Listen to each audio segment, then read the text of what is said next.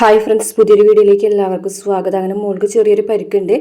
അപ്പോൾ മോളെ ഹോസ്പിറ്റലിൽ കൊണ്ടുവന്നാക്കിയിട്ടാണ് തരുൺ ദേവരാജിൻ്റെ അടുത്തേക്ക് പോയത്. മോളാണെന്നുണ്ടെങ്കിൽ ഭയങ്കര കരച്ചിലെങ്കിൽ അച്ഛനെ കാണണം, അച്ഛനെ കണ്ടാൽ മതി എന്ന് പറഞ്ഞ് വേദ പറയുന്നുണ്ട്. അമ്മയില്ല മോളെ, അമ്മ മോളുടെ അടുത്തില്ലെന്ന് ചോദിക്കുമ്പോൾ എനിക്ക് അമ്മനെ വേണ്ട, എനിക്ക് അച്ഛനെ കണ്ടാൽ മതി എന്നൊക്കെ പറഞ്ഞ് ഭയങ്കരമായിട്ട് കരയാണ് കേട്ടോ.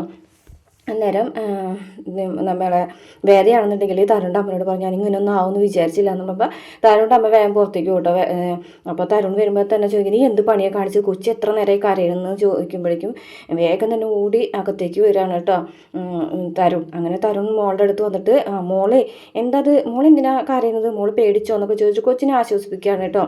അച്ഛൻ എനിക്ക് അച്ഛനെ പോയപ്പോൾ ഞാൻ പേടിച്ചു പോയി എന്ന് പറഞ്ഞു. അച്ഛൻ എവിടെ പോകാൻ, അച്ഛൻ ദേ പുറത്തേക്ക് പോയതല്ലേ, അച്ഛൻ വന്നില്ലേ എന്നൊക്കെ പറഞ്ഞ് ഭയങ്കരമായിട്ട് സ്നേഹിച്ച് കുഞ്ഞിനെ എടുത്തുകൊണ്ട് പോകുന്ന കാണുമ്പോൾ വേദയ്ക്കെന്തോ വല്ലാത്ത വിഷമം തോന്നുകയാണ് കേട്ടോ. തരുണും കൊച്ചും തമ്മിൽ ഭയങ്കരമായിട്ട് അടുപ്പവും അതുപോലെ വേദനയോടുള്ളൊരു ഇഷ്ട കുറവും, തരുണിനോടുള്ള സ്നേഹത്തിന് മുന്നിൽ വേദനയോട് അത്ര ഇഷ്ടമൊന്നും കാണിക്കുന്നില്ലല്ലോ. ഇത് കാണുമ്പോൾ വേദയ്ക്ക് സങ്കടമാവാണ് കേട്ടോ. തരുൺ കൊച്ചിനെ എടുത്ത് പുറത്തേക്ക് പോവുകയാണ്. അതിനുശേഷം വീട്ടിലെത്തുമ്പോൾ തരുൺ കൊച്ചിനെ വേദന കയ്യിൽ നിന്ന് വാങ്ങാണ് കേട്ടോ. എന്നിട്ട് പറയുന്നുണ്ട്, ഇന്ന് എൻ്റെ കൂടെ കിടന്നോട്ടെ മോളെന്ന് പറഞ്ഞിട്ട് വാങ്ങിച്ചുകൊണ്ട് പോകുമ്പോൾ വേദന ഇങ്ങനെ സങ്കടത്തോടു കൂടി നിൽക്കുന്ന സമയത്ത് അമ്മ വന്നിട്ട് പറഞ്ഞു, മോളെ വിഷമിക്കേണ്ട, ഇന്നത്തെ ഒരു ദിവസത്തേക്കല്ലേ അമ്മ, എനിക്ക് പേടിയാവുന്നു അമ്മേ, ഇങ്ങനെയാണെന്നുണ്ടെങ്കിൽ എങ്ങനെ എന്ത് സംഭവിക്കുന്നു എനിക്ക് മനസ്സിലാവുന്നില്ല, അതൊന്നും മോൾ ആലോചിച്ച് വിഷമിക്കേണ്ട, എല്ലാം അതിൻ്റേതായ രീതിയിൽ നടന്നോളും, മോളൊരു കാര്യം ചെയ്യും, മോൾ പോയിട്ട് മേലെ എഴുകിയിട്ട് വായു എന്ന് പറഞ്ഞിട്ട് വേദന അമ്മ സമാധാനിപ്പിച്ച് പറഞ്ഞയക്കുന്നുണ്ട് കേട്ടോ. അങ്ങനെ വേദ പോയി കഴിയുമ്പോൾ അമ്മ അവിടെ ഇരിക്കുന്ന സമയത്ത് വേദർ ഫോൺ ബെല്ലടിക്കും. അപ്പോൾ വേദർ ഫോണിലേക്ക് കോൾ വരുന്നത് കാണുമ്പോൾ തരുണിൻ്റെ അമ്മ ഫോൺ എടുക്കാൻ കേട്ടോ. അപ്പോൾ ഹലോ എന്ന് പറയുന്നതിന് മുമ്പ് തന്നെ ശങ്കരനാരായണൻ ആണ് വിളിക്കുന്നത്. മോളെ, അച്ഛനാണ് മോളെ വിളിക്കുന്നത്, അച്ഛനൊരു സന്തോഷ വാർത്ത പറയാൻ വേണ്ടിയിട്ടാണ് മോളെ വിളിച്ചത്.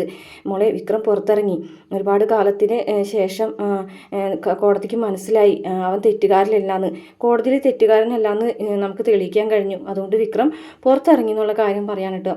ഹലോ, മോളെന്തൊന്നും മിണ്ടാത്ത ചോദിക്കും കേട്ടോ. ഞാൻ വേദയല്ല എന്ന് പറയട്ടോ. അപ്പോൾ പെട്ടെന്ന് ഒന്നും മിണ്ടൂല കേട്ടോ. നമ്മൾ തമ്മിൽ നേരിട്ട് കണ്ടിട്ടില്ലെങ്കിലും എനിക്ക് ശങ്കരനാരായണൻ സാറിനെ നന്നായിട്ട് അറിയാം, വേദ പറഞ്ഞിട്ട് കാര്യങ്ങളൊക്കെ എനിക്ക് നന്നായിട്ട് അറിയാവുന്നതാണ്. അതുകൊണ്ട് ഞാനൊരു കാര്യം സാറിനോട് പറയാൻ പോവുകയാണ്. വേദ ഇന്ന് എൻ്റെ മകൻ തരുണിൻ്റെ ഭാര്യയാണ് എന്ന് പറയട്ടോ. അപ്പോൾ പെട്ടെന്ന് ശങ്കരനാരായണൻ ഇങ്ങനെ ഞെട്ടുകയാണ് കേട്ടോ. പക്ഷെ അത് എനിക്കറിയാം, വേദയുടെ ജീവിതത്തിൽ നടന്ന സംഭവങ്ങളൊക്കെ അറിയാം. പക്ഷേ അവൾ ഇന്ന് നല്ലൊരു പൊസിഷനിൽ എത്തി നിൽക്കുകയാണ്, അത് വെറുതെ എത്തിയതല്ല, എൻ്റെ മകനും കൂടി അതിൽ പങ്കുണ്ട്. പിന്നെ അപ്പോൾ വേദര കുഞ്ഞെന്ന് വയ്ക്കുമ്പോൾ വേദര കുഞ്ഞ് മരിച്ചുപോയി. എൻ്റെ മകൻ്റെ ഭാര്യ മരിച്ച സമയത്ത് വേദര കുഞ്ഞും മരിച്ചു പോയിട്ടുണ്ടായിരുന്നു. അപ്പോൾ അതുകൊണ്ട് തന്നെ വേദയ്ക്ക് ഒരു ധൈര്യം കിട്ടാൻ വേണ്ടിയിട്ടാണ് ഞങ്ങൾ വേദനെ ഞങ്ങളുടെ കൂടെ കൂട്ടിയത്. ഇപ്പോൾ അവർ ഒരുമിച്ചാണ് ജീവിക്കുന്നത്. ദയവ് ഇത് ഇനി അവരെ ബുദ്ധിമുട്ടിക്കരുത്, പഴയ കാലത്തിലേക്കൊന്നും പോകാനായിട്ട് വേദ ആഗ്രഹിക്കുന്നില്ല, അതുപോലെ നിങ്ങളും അത് ചെയ്യരുത്. ഇപ്പം എൻ്റെ മകൻ്റെ ഭാര്യയായിട്ട്, തരുണിൻ്റെ ഭാര്യയായിട്ട് അവൾ ഇന്നിവിടെ ജീവിക്കുന്നത് സന്തോഷത്തോടു കൂടി തന്നെയാണ്. പഴയ കാര്യങ്ങളിലേക്കൊന്നും ഇന്ന് നിങ്ങൾ അവളെ വലിച്ചഴിച്ച് കൊണ്ടുപോകരുത് എന്നൊക്കെ തരുണിൻ്റെ അമ്മ അങ്ങനെ പറയാണ് കേട്ടോ. ഇതൊക്കെ കേട്ടിട്ട് ആകെ ഞെട്ടിത്തെറിച്ച് നിൽക്കുകയാണ് ശങ്കരനാരായണൻ. അപ്പോൾ അവൾ ഇങ്ങോട്ട് അപ്പോൾ പറയുന്നുണ്ട്, ഇനി നിങ്ങൾ ഇങ്ങോട്ട് വിളിക്കുകയും ചെയ്യരുത്, പരമാവധി നിങ്ങൾ ഇങ്ങോട്ട് വിളിക്കാതിരിക്കാൻ ശ്രമിക്കൂ, അതുകൊണ്ട് ഇനി നല്ലത് മാത്രമേ വേദയ്ക്ക് ഉണ്ടാവുള്ളൂ, വേദ കഴിഞ്ഞതൊക്കെ മറന്നു, പുതിയൊരു ജീവിതമാണ് അവൾ എൻ്റെ മകൻ്റെ കൂടെ ജീവിക്കുന്നതെന്നൊക്കെ തരുണിൻ്റെ അമ്മ അങ്ങനെ പറയൂട്ടോ. ഇതൊക്കെ കേട്ടിട്ട് ശങ്കരനാരായണൻ ആകെ ഞെട്ടി തിരിച്ചിരിക്കുകയാണ്. അതിനുശേഷം തരുണിൻ്റെ അമ്മ ഫോൺ കട്ട് ചെയ്തിട്ട് ശങ്കരനാരായണൻ വിളിച്ച കോളൊക്കെ ഡിലീറ്റ് ചെയ്ത് കളഞ്ഞിരിക്കുകയാണ് കേട്ടോ. ശരിക്കും പറഞ്ഞാൽ കറക്റ്റായൊരു സമയത്ത് തന്നെ വേദന മനഃപൂർവ്വമായിട്ട് തന്നെ തരുണിൻ്റെ അമ്മ ചതിക്കുകയാണ്. പിന്നെ കാണിക്കുന്നത് വിക്രമിൻ്റെ വീട്ടിലേക്ക്, വിക്രമ വണ്ടിമ പോകുകയാണ് കേട്ടോ. വണ്ടിമ പോകുന്ന സമയത്ത് സാബു അവിടെ നിൽക്കുന്നുണ്ടാവും കേട്ടോ. അപ്പോൾ ചെക്കിങ് ആണ്. അപ്പോൾ സാബു വിക്രമിനെ കാണുമ്പോഴേക്കും വിക്രമിൻ്റെ അടുത്തേക്ക് വരികയാണ് കേട്ടോ. എന്താടാ പഴയ ബിസിനസ്സൊക്കെ തുടങ്ങിയോ എന്ന് നോക്കിയാണ് കേട്ടോ. അപ്പോൾ വിക്രമൊന്നും മിണ്ടുന്നില്ല കേട്ടോ. പിന്നെ അവിടെ കൂടിയിരിക്കുന്ന ആൾക്കാരോടായിട്ട് പറയണതേ, അച്ഛൻ്റെ ബാഗിൽ മയക്കുമരുന്ന് ഒളിപ്പിച്ചിട്ട് ജയിലിലായിരുന്ന ആളാണ്, ഇപ്പതേ പുറത്തിറങ്ങിയിട്ടേ ഉള്ളൂ എന്നൊക്കെ പറഞ്ഞിട്ട് പരിഹസിക്കുകയാണ് കേട്ടോ. ബുക്കും പേപ്പറൊക്കെ നോക്കിയിട്ട് എല്ലാം കറക്റ്റാണ് സാറേ, ബുക്കും പേപ്പറുണ്ട്, ഇൻഷുറൻസ് ഉണ്ട്, അല്ലാതെ ഉണ്ട്, എന്നാലും ഇവനെ മൊത്തത്തിലൊന്ന് പരിശോധിക്കുക, എവിടെയെങ്കിലും പൊതി ഒളിപ്പിച്ചിട്ടുണ്ടെങ്കിലോ എന്നൊക്കെ പറഞ്ഞിട്ട് ഭയങ്കരമായിട്ട് നാണം കെടുത്താണ് കേട്ടോ. അങ്ങനെ വിക്രമിനോട് ഇറങ്ങടാ അവിടെ കയറി ഇരിക്കാണ്ട് എന്ന് പറഞ്ഞിട്ട് ദേഷ്യപ്പെടുകയാണ്. അങ്ങനെ വിക്രം ഇറങ്ങുകയാണ്. അതിനുശേഷം ബാഗ് മേടിച്ച് പരിശോധിക്കാൻ പറയാണ്. ഇപ്പോൾ വിക്രം പറഞ്ഞിട്ടുണ്ട്, സാറ് എന്തെങ്കിലും കയ്യിൽ വെച്ചിട്ടാണോ എന്നോട് സംസാരിക്കുന്നത്, ഇനി എൻ്റെ കയ്യിൽ നിന്ന് കിട്ടിയെന്ന് പറയാൻ, മര്യാദയ്ക്ക് സംസാരിച്ചിട്ടില്ലെങ്കിൽ എന്ന് പറഞ്ഞിട്ട് അങ്ങനെ ബാഗ് വാങ്ങിക്കുകയാണ് അവർ കേട്ടോ. ബാഗിലുണ്ടായിരുന്ന സാധനങ്ങൾ മുഴുവൻ അവർ താഴത്തേക്ക് വലിച്ച് ഇടാണ്. അപ്പോൾ അതിലൊന്നും കിട്ടിയില്ല എന്ന് പറഞ്ഞിട്ട് പിന്നെയും വിക്രമിനെ പരിശോധിക്കുകയാണ്. അതിന് ശേഷം പറയടാ ഇവരെ ഷർട്ട് ഒരു പരിശോധിക്കുക, ചിലപ്പോൾ ഇവൻ അതിൻ്റെ ഉള്ളിൽ അങ്ങനെ ഒളിപ്പിച്ചിട്ടുണ്ടാവും സാറേ, പ്ലീസ് സാറേ. ഓ, നിനക്ക് ഇങ്ങനെയൊക്കെ പറയാൻ അറിയോ, നീ ചിലപ്പോൾ ഷർട്ടിൻ്റെ ഉള്ളിൽ എന്തെങ്കിലുമൊക്കെ ഒളിപ്പിച്ചിട്ടുണ്ടാവും, അതിനുള്ള സാധ്യത കൂടുതലാണെന്ന് പറഞ്ഞിട്ട് വിക്രമിനെ ഒരൊറ്റ തള്ളുകയാണ് കേട്ടോ. വിക്രം അങ്ങനെ വീഴാൻ പോകും. അതിനുശേഷം അവർ വിക്രമിൻ്റെ ഷർട്ട് ഊരിക്കുകയാണ് കേട്ടോ. അങ്ങനെ ഷർട്ട് ഊരി നോക്കുകയാണ്, ഇനി ഡ്രസ്സിൻ്റെ ഉള്ളിലെങ്ങാനും ഒളിപ്പിച്ച് വെച്ചിട്ടുണ്ടോ. അപ്പോൾ വിക്രമൻ പ്ലീസ് സാറേ, വെറുതെ അപമാനിക്കാനായിട്ട് നിൽക്കരുത്, മുൻവിധിയോട് കൂടിയിട്ട് എന്നൊക്കെ പറയട്ടോ. അങ്ങനെ ഷർട്ട് തിരിച്ചു കൊടുക്കുകയാണ് കേട്ടോ. അങ്ങനെ അതൊക്കെ സാധനങ്ങളൊക്കെ എടുത്ത് വിക്രം അവിടെ നിന്ന് പോകുകയാണ്. പിന്നെ കാണിക്കുന്നത് വേദന കാണാനായിട്ട് ശ്രേയ വന്നിരിക്കുകയാണ് കേട്ടോ. ശ്രേയനോട് വേദന തൻ്റെ വിഷമങ്ങളൊക്കെ പറയാണ്. അന്നേരം ശ്രേയ പറയുന്നുണ്ട്, എന്തായാലും ആ സമയത്ത് നീ എടുത്തത് കറക്റ്റ് തീരുമാനം തന്നെയായിരുന്നു, നല്ലൊരു പൊസിഷനിൽ നിനക്ക് എത്താൻ പറ്റിയില്ലേ, അപ്പോൾ പിന്നെ അതിനുകൊണ്ട് ഗുണം മാത്രമല്ലേ ഉണ്ടായിട്ടുള്ളൂ എന്നൊക്കെ ചോദിക്കുകയാണ് കേട്ടോ. പക്ഷേ ശ്രേയ തരുണും ഗൗരിമോളും തമ്മിലുള്ള ബോണ്ടിങ് ഓരോ ദിവസം കൂടുന്തോറും കൂടി വരികയാണ്. ഇനി ഏതെങ്കിലും ഒരു സമയത്ത് ഞാൻ വിക്രമാണ് ഗൗരിയുടെ അച്ഛൻ എന്ന് അറിയുമ്പോൾ മോളതെങ്ങനെ ഉൾക്കൊള്ളും, തരുൺ എങ്ങനെ അത് റിക്കവർ ചെയ്യും എന്നൊന്നും എനിക്ക് മനസ്സിലാവുന്നില്ല എന്ന് പറയാൻ കേട്ടോ. മോളോട് നീ പതുക്കനെ കാര്യങ്ങൾ പറഞ്ഞ് മനസ്സിലാക്കിയാൽ മതി. പക്ഷേ തരുണിനോട് പറയേണ്ടത് തരുണിൻ്റെ അമ്മ തന്നെയാണ്. അമ്മയും കൂടി ഇതിന് കൂട്ടു നിന്നിട്ടാണല്ലോ ഇതൊക്കെ പറഞ്ഞിട്ടുള്ളത്. അപ്പോൾ പിന്നെ അവരത് പറയട്ടെ എന്ന് പറയാണ് കേട്ടോ. അപ്പോൾ ഞാനെന്തായാലും എനിക്ക് വിക്രമിനെ ഒന്ന് കാണണം എന്ന് പറയാണ് കേട്ടോ. അപ്പോൾ എങ്ങനെ, നീ പോകാൻ പോകണം? അതെ, എനിക്ക് പോകണം, അല്ലാതെ വേറെ നിവൃത്തിയില്ല. എനിക്ക് താലിനോട് മോളോട് പറയുന്നതിനേക്കാളും മുമ്പ് വിക്രം ഒരു കുഞ്ഞിൻ്റെ അച്ഛനാണെന്ന് എനിക്ക് വിക്രമിനോട് പറയണം. വിക്രം ഒരു അച്ഛനാണെന്ന് വിക്രമിനെ എനിക്ക് നേരിട്ട് അറിയിക്കണം ശ്രേയ എന്ന് പറയാണ് കേട്ടോ. അപ്പോൾ ശ്രേയ, നീ പറയാമായിട്ട് അങ്ങോട്ട് പോകേണ്ടി വരില്ലേ? അതെ, എനിക്ക് അങ്ങോട്ട് പോകണം എന്ന് പറയാൻ കേട്ടോ. അങ്ങനെ പറഞ്ഞുകൊണ്ടിരിക്കുന്ന സമയത്ത് തരുണിൻ്റെ അമ്മ അവിടേക്ക് വരുന്നുണ്ട് കേട്ടോ. എവിടേക്ക് പോകുന്ന കാര്യമാണ് പറയുന്നത്. അപ്പോൾ ശ്രേയ എന്ന് വെച്ച വിഷയം മാറ്റിട്ടോ, ഒരു ഒഫീഷ്യലായിട്ടുള്ളൊരു സ്ഥലത്തേക്ക് പോകേണ്ട കാര്യമാണ്. അപ്പോൾ വേദ പറയും, ഒരു ഒഫീഷ്യലും അല്ല അമ്മേ, തികച്ചും പേഴ്സണലായിട്ടുള്ള കാര്യമാണ്. എവിടേക്കാണ് പോകുന്നത്? തിരുവനന്തപുരത്തേക്ക് എന്ന് പറയുമ്പോൾ തന്നെ അവരൊന്ന് ഞെട്ടാണ് കേട്ടോ. അവർക്കറിയാലോ വിക്രം ജയിലിൽ നിന്ന് പുറത്തിറങ്ങി എന്നുള്ള കാര്യം, പക്ഷെ അത് അവർ ഒളിപ്പിച്ച് വെച്ചിരിക്കല്ലേ. അന്നേരം വേദനയോട് തരുണിൻ്റെ അമ്മ പറയുന്നുണ്ട്, ആണോ മോള് പോകുന്നുണ്ടോ, ജയിലിലേക്കാണോ എന്ന് ചോദിക്കണ്ട. അതെ അമ്മേ, കുഴപ്പമില്ല, എന്തെങ്കിലും ഒരു ദിവസം മോള് പോകുമെന്ന് എനിക്കറിയായിരുന്നു, പക്ഷെ അതെന്താണെന്ന് മാത്രം ഞാൻ ആലോചിച്ചിരുന്നുള്ളൂ. എന്തായാലും എടുത്ത് ചാടി ഒരു തീരുമാനം എടുത്ത് മോൾ അങ്ങോട്ട് ചാടി പുറപ്പെടാൻ നിൽക്കണ്ട. എന്തായാലും മോളെ മനസ്സിന് തോന്നുന്നത് മോള് ചെയ്യുന്നൊക്കെ ഇങ്ങനെ മാന്യമായ രീതിയിലൊക്കെ ഇങ്ങനെ വേദനയോട് പോകണ്ട എന്നും പറയുന്നില്ല, പോകാനും അനുവാദം കൊടുക്കുന്നില്ല, ആ രീതിയിൽ പോകാണ് കേട്ടോ. അങ്ങനെ അവർ പോയി കഴിയുമ്പോൾ ശ്രേയ പറയുകയാണ്, എനിക്കെല്ലാം മനസ്സിലാവുന്നുണ്ട്, ഇവരുടെ ഈ ഒരു രീതി എനിക്ക് മനസ്സിലാവുന്നില്ല എന്ന് പറയാൻ കേട്ടോ. അപ്പോൾ അങ്ങനെ വേദ എന്തായാലും പോകാൻ തന്നെ തീരുമാനിച്ചിട്ടോ. അപ്പോൾ വേദ പറയുന്നുണ്ട്, എനിക്കറിയാം, എൻ്റെ അതേ മനസ്സ് തന്നെയാണ് എൻ്റെ അമ്മയ്ക്കും. എന്നെ എല്ലാത്തിലും എന്നെ സഹായിച്ച് എൻ്റെ കൂടെ നിന്ന ആളാണ് അമ്മ എന്നൊക്കെ പറഞ്ഞിട്ട് അമ്മനെ വലിയ പുകഴ്ത്തി പറയുന്നൊക്കെ ഉണ്ട് കേട്ടോ.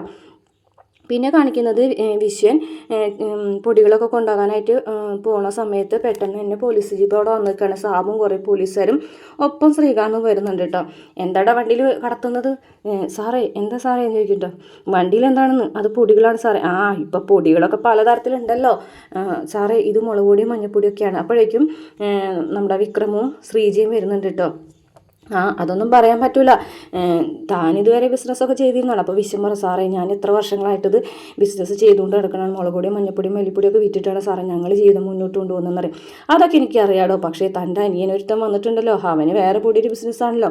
അപ്പോൾ അതുകൊണ്ട് ഇതിലത് കടത്താനായിട്ട് തൻ്റെ അനിയൻ ഒരു ശ്രമം നടത്തുന്നുണ്ടെന്ന് ഞങ്ങൾക്കൊരു അറിവ് കിട്ടി, ഒരു ഇൻഫോർമേഷൻ കിട്ടി എന്നൊക്കെ പറയട്ടോ. അപ്പോഴേക്കും മാഷ് അവിടേക്ക് വരുവാണ് കേട്ടോ. അപ്പോൾ മാഷ് പറയുന്നുണ്ട്, സാറേ വെറുതെ ഓരോരോ കാര്യങ്ങൾ ചെയ്ത് കണ്ടിട്ട് വെറുതെ ഒന്നും കുഴപ്പമുണ്ടാക്കരുത് സാറേ എന്നൊക്കെ പറഞ്ഞിട്ട് മാഷും വരുന്നുണ്ട് കേട്ടോ. അപ്പം മാഷിൻ്റെ അടുത്ത് നിന്നിട്ട് പറയണം, അതെ വെറുതെ കുഴപ്പങ്ങളൊന്നുമല്ല, ഇത് ഒരു ഇൻഫോർമേഷൻ കിട്ടിയിട്ട് വന്നതാണെന്ന് പറയട്ടോ. അപ്പോൾ ശ്രീജ പറയുന്നുണ്ട്, സാറേ ഇതിൽ മുളക് പൊടിയും മഞ്ഞപ്പൊടിയും മല്ലിപ്പൊടിയൊക്കെ തന്നെയാണ്, ഞങ്ങൾ ഒരുപാട് വർഷങ്ങളായിട്ട് ഇത് ചെയ്യാറാണ്, ഇത് ചെയ്തിട്ടാണ് ഞങ്ങൾ ജീവിക്കുന്നത്, ഇതിന് ഇതുവരെ അങ്ങനെ ഒരു പ്രശ്നം ഉണ്ടായിട്ടില്ല എന്നൊക്കെ പറയാൻ കേട്ടോ. അപ്പം ഇതുവരെ ഉണ്ടാവാത്ത പ്രശ്നങ്ങൾ ഇനി ഉണ്ടായിക്കൂടാന്നാണോ പറയുന്നത് എന്ന് ചോദിക്കാൻ കേട്ടോ. അങ്ങനെ പുതിയ ആൾക്കാരൊക്കെ ഇവിടെ വന്നിട്ടുണ്ടല്ലോ, അതുകൊണ്ടാണെന്ന് പറയട്ടോ. അപ്പം മാഷ് പറയുന്നുണ്ട്, അങ്ങനെയൊന്നും ഇല്ല സാറേ, സാറ് വെറുതെ ആവശ്യമില്ലാത്ത കാര്യങ്ങൾക്ക് മറുപടി ഇങ്ങനെ ഓരോ കാര്യങ്ങൾ പറഞ്ഞുണ്ടാക്കാൻ നിൽക്കണ്ട, എൻ്റെ മകൻ ജയിലിൽ കിടന്നിട്ടുണ്ടെങ്കിൽ അത് ചെയ്യാത്ത കുറ്റത്തിനാണെന്നൊക്കെ പറഞ്ഞു കണ്ടിട്ട് മാഷും പറയട്ടോ. പക്ഷേ സാബു ആണെന്നുണ്ടെങ്കിൽ വിടാൻ തയ്യാറാവുന്നില്ല കേട്ടോ. അന്നേരം ശ്രീകാന്ത് പറയുന്നുണ്ട്, മൂപ്പിന്നേ അവർ നോക്കിയിട്ട് പോകട്ടെ, പരിശോധിക്കാനല്ലേ വന്നത് എന്ന് പറയട്ടോ. അന്നേരം വിക്രം പറയുന്നുണ്ട്, ശരി സാർ പരിശോധിച്ചോ, പക്ഷേ നിങ്ങൾ പരിശോധിക്കുന്നതിന് മുമ്പ് നിങ്ങളുടെ കയ്യിലൊന്നുമില്ലയെന്ന് ഞങ്ങൾക്ക് ഉറപ്പ് വരുത്തണം. എടാ അതെ സാറേ, അത് തന്നെയാണ് ഞാൻ പറഞ്ഞത്, നിങ്ങളൊന്നും കൊണ്ടുവന്നിട്ടില്ല എന്നുള്ളതിൻ്റെ ഉറപ്പ് ഞങ്ങൾക്ക് വേണം, അതിന് ശേഷം മാത്രം ഇത് പരിശോധിക്കാവൂ എന്ന് പറയാൻ കേട്ടോ. അപ്പോൾ മാഷ് ഇങ്ങനെ ഓരോന്നൊക്കെ പറയുന്നുണ്ട് കേട്ടോ, സാറേ വെറുതെ ആവശ്യമില്ലാത്ത കാര്യങ്ങൾക്ക് ഇറങ്ങി പുറപ്പെടണ്ടെന്ന് പറയാൻ കേട്ടോ. അന്നേരം ശ്രീകാന്ത് പറയുന്നത് അതെ അവർ പരിശോധിക്കട്ടെ, അവർക്ക് ഇൻഫോർമേഷൻ കിട്ടിയിട്ടാണ് വന്നിട്ടുള്ളത് എന്നൊക്കെ ശ്രീകാന്തും പറയുകയാണെ. അപ്പോൾ വിക്രം പറയുന്നുണ്ട് പിന്നെ സാറ് പരിശോധിക്കണമെന്ന് ഞാൻ പറയുന്നില്ല, പക്ഷേ സാറ് പരിശോധിച്ചതിന് ശേഷം ഇതിൽ നിന്നൊന്നും കിട്ടിയിട്ടില്ല എന്നുണ്ടെങ്കിൽ അപ്പോൾ തന്നെ സാർ എന്നെ ആ നിമിഷം തന്നെ സാർ എന്നെ അറസ്റ്റ് ചെയ്യേണ്ടി വരും. അത് പൊടിയും അതും ഒളിപ്പിച്ചതിനല്ല, അതെ ഈ നിൽക്കുന്ന നെറികെട്ടനെ കൊന്നതിനെന്ന് പറയും കേട്ടോ. ഈ നെറികെട്ടനെ ഇല്ലാതാക്കിയതിന് സാർ എന്നെ അപ്പം തന്നെ അറസ്റ്റ് ചെയ്യേണ്ടി വരും സാബു എന്ന് പറയാണ് കേട്ടോ. അപ്പോൾ ശ്രീകാന്ത് ആകെ പേടിച്ച് കുറയ്ക്കാണ് കേട്ടോ. അപ്പോൾ ശ്രീകാന്തിന് മനസ്സിലായി ഒന്നും കിട്ടിയിട്ടില്ല എന്നുണ്ടെങ്കിൽ തൻ്റെ കഥ അവിടെ വെച്ച് തന്നെ കഴിക്കുന്നുള്ള കാര്യം. അപ്പോൾ സാബു ശ്രീകാന്തിനെ നോക്കുമ്പോൾ ശ്രീകാന്ത് വേണ്ടാന്ന് ഇങ്ങനെ കണ്ണുകൊണ്ട് കാണിക്കാൻ കേട്ടോ, ഒന്നും നോക്കണ്ടാന്ന്. അങ്ങനെ ശ്രീകാന്താണെന്നുണ്ടെങ്കിൽ അത് പേടിച്ച് കുറച്ച് നിൽക്കുകയാണ് കേട്ടോ. എന്നിട്ട് പറയും ശ്രീകാന്തേ അതെ ഞാനൊരു കാര്യം പറഞ്ഞിരിക്കാം, നീ ചെയ്തതൊന്നും മറന്നിട്ടൊന്നുമല്ല ഞാനിവിടെ അങ്ങനെ നിൽക്കുന്നത്. പക്ഷേ എനിക്കെൻ്റെ വേദന കണ്ടെത്തണം. നീ എന്നൊരാൾ ഭൂമിയിൽ ജീവിച്ചിരിക്കുന്നതുകൊണ്ട് മാത്രം മറഞ്ഞു നിൽക്കുന്ന ഒരാളാണ് എൻ്റെ വേദന. അപ്പോൾ വേദന കണ്ടെത്തുന്നതിലാണ് ഇന്ന് ഞാൻ പ്രാധാന്യം കൊടുക്കുന്നത്. അതുകൊണ്ട് മാത്രമാണ് ഞാനിങ്ങനെ അടങ്ങി നിൽക്കുന്നതെന്ന് പറയാൻ കേട്ടോ. അതിനുശേഷം പറയുന്നുണ്ട് അതെ 5 വർഷം ജയിലിൽ പോയിട്ട് വെറുതെ ചുമ്മാ ഇരുന്ന് തിന്ന് വന്നിട്ടുള്ള ആളല്ല, നല്ലോണം അധ്വാനിച്ചിട്ട് ജീവിച്ചു വന്നിട്ടുള്ള ആളാണ്. പിന്നെ എൻ്റെ വൈരാഗ്യം മുഴുവൻ 5 വർഷം കൊണ്ട് ഇല്ലാതായി എന്ന് വിചാരിക്കേണ്ട, അത് കനൽ പോലെ ഉള്ളിൽ തന്നെ കിടപ്പുണ്ട്. അതിനൊരു സമയം വരും, ആ സമയത്ത് മാത്രം ഞാൻ അതിന് പ്രതികാരം ചെയ്യുള്ളൂ എന്നൊക്കെ ഇങ്ങനെ പറയാണ് കേട്ടോ. അപ്പോഴേക്കും സാബു ആകെ പേടിച്ചുട്ടാ. സാബു പറയും സാബു നിങ്ങൾക്ക് ഓർമ്മയുണ്ടല്ലോ ഒരു തവണ കിടുന്നത്, ഇനി ഇതേപോലെ അന്വേഷണങ്ങളൊക്കെ ആയിട്ട് വരുമ്പോഴേ ഭാര്യനോട് പറഞ്ഞിരിക്കും ഒരു വെള്ളത്തുണി വെള്ള ഉടുപ്പിട്ട് നടക്കാനായിട്ട് തയ്യാറായിട്ട് നിന്നോളാൻ, അവർക്ക് അതിലൊക്കെ വിശ്വാസം ഉണ്ടെങ്കിൽ മതിയിട്ടാ എന്ന് പറയും കേട്ടോ. അതോടുകൂടി ഒരു സാബു പേടിക്കും കേട്ടോ. സാബു അങ്ങനെ മതിയോടോ വാടോ പോകാം എന്ന് പറഞ്ഞിട്ട് വിളിച്ചുകൊണ്ട് പോകാണ് കേട്ടോ. അതിന് ശേഷം വിശ്വം പറയും എന്താടോ ഇതൊക്കെയെന്ന് ചോദിക്കുമ്പോൾ ചേട്ടൻ പേടിച്ചോ, എന്തായാലും ആദ്യ ദിവസം ചേട്ടൻ ഇങ്ങനെ പേടിക്കേണ്ടി വരില്ല എന്ന് വിക്രം ഇങ്ങനെ പറയാണ് കേട്ടോ. അങ്ങനെ വിക്രം വേഗം തന്നെ അകത്തേക്ക് പോവുകയാണ്. അപ്പോൾ വിക്രം അവിടെ നിന്ന് മാറണം എന്നുള്ള രീതിയിൽ തന്നെയാണ് കേട്ടോ പറയണത്. ഇനി വിക്രം കാരണം ഇവർക്കൊരു ബുദ്ധിമുട്ടും വേണ്ട എന്നുള്ള രീതിയിൽ അങ്ങനെ മാഷിൻ്റെ അടുത്ത് എത്തുമ്പോൾ മാഷ് പറയുകയാണ് ഇവരിത് കൊണ്ടൊന്നും അവസാനിപ്പിക്കാൻ തീരുമാനിച്ചിട്ടുണ്ടാവില്ല, ഇതൊരു തുടക്കം മാത്രമായിരിക്കുള്ളൂ എന്നൊക്കെ പറയാൻ കേട്ടോ. എനിക്കറിയാം അച്ഛാ എടുത്തി മില്ലിലേക്ക് പോകുന്നുണ്ടെങ്കിൽ ഞാൻ കൊണ്ടുവന്നാക്കാം എന്നൊക്കെ ഏടത്തിനോട് പറഞ്ഞിട്ട് വിക്രമ അകത്തേക്ക് പോകുന്നത് കാണിച്ചുകൊണ്ട് 2ാമത്തെ എപ്പിസോഡ് അവസാനിക്കുകയാണ് കേട്ടോ. വീഡിയോ ഇഷ്ടപ്പെട്ടാൽ മറക്കാതെ നമ്മുടെ ചാനൽ ഒന്ന് സബ്സ്ക്രൈബ് ചെയ്ത് സപ്പോർട്ട് ചെയ്യണം കേട്ടോ.